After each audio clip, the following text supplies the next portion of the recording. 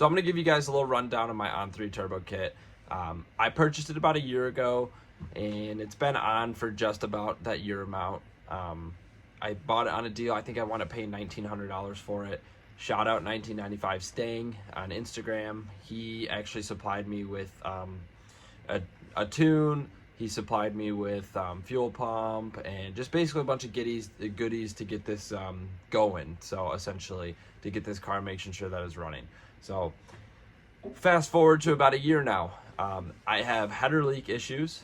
I can't figure out how to get those to stop leaking. Tighten down the bolts, put different bolts in, even scrape some stuff off, and just try to make the surfaces, as flat as possible and get everything going.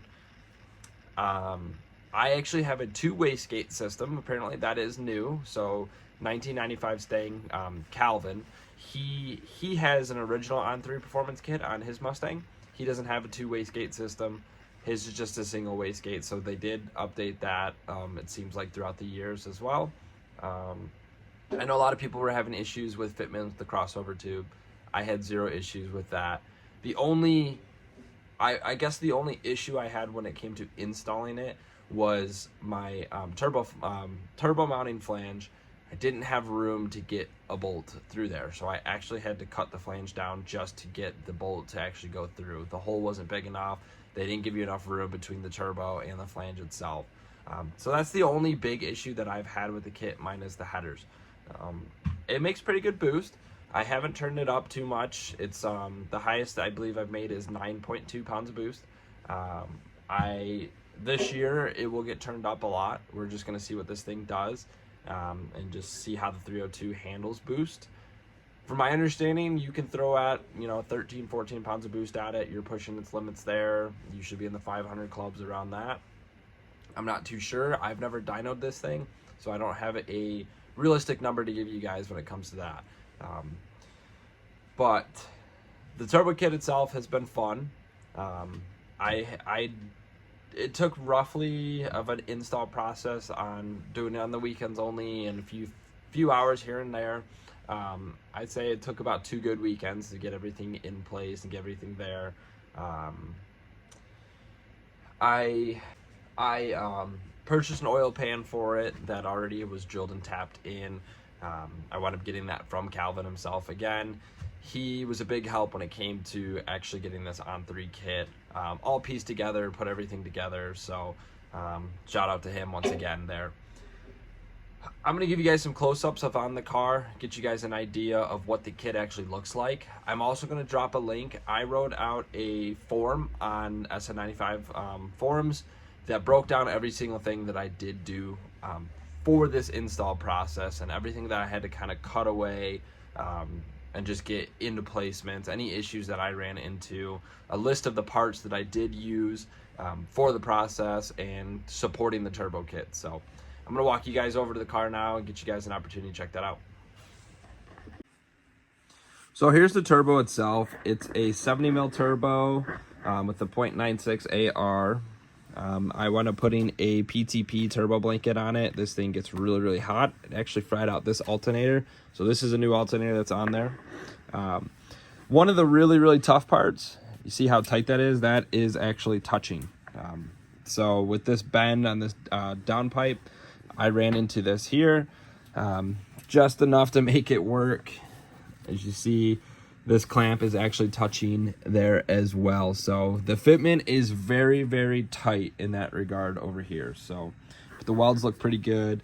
Pretty happy with that. This wound up dropping down. I didn't connect it with anything. So it is just strictly dumped right there. Let's see what other issues. Let's see if I can see. I don't think I'm gonna be able to see it from here, but we're having issues, like I mentioned earlier, with the bolts lining up into the flange and getting that all done. So I did have to cut away here a decent amount. I'm gonna go back through and I'm gonna have someone actually put some metal back into this here, so it's not just a big gaping square hole. But I did have to cut that so I could get this to feed up into there. Some of the issues people said they were having was the crossover tube was running right into the block or any of the pulleys that were down there. I didn't have any of those issues. I'll show you guys where the header This is my biggest issue. It's right here. As you guys can see, all that residue that's sitting there, and so on. So that's been leaking for a while. I keep tightening it up. These keep all these bolts keep walking back out on me no matter what.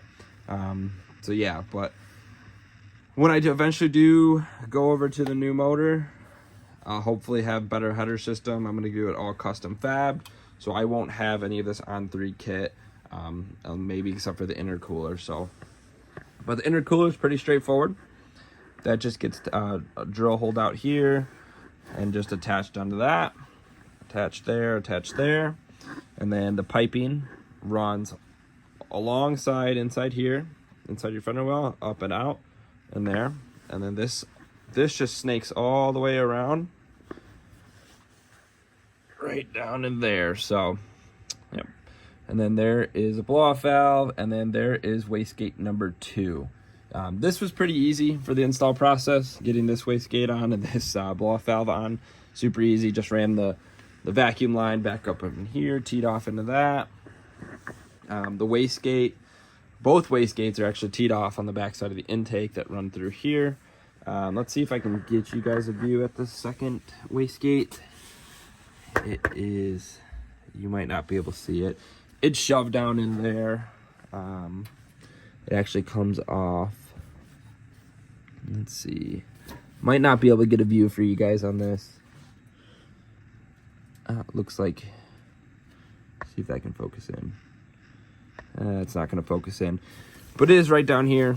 It is a pain when you are taking the springs out and readjusting, just getting into that area to actually do the wastegate functionality and changing things up. It is a pain to get all that going there. So, but yeah, so this is the On3 Turbo Kit. Actually was pretty easy for an install. I'm a novice when it comes to this situation. The hardest part, honestly, was putting the new oil pan in. So I lifted the motor completely out, dropped the trans back, and yeah, got everything mounted up and bolted in.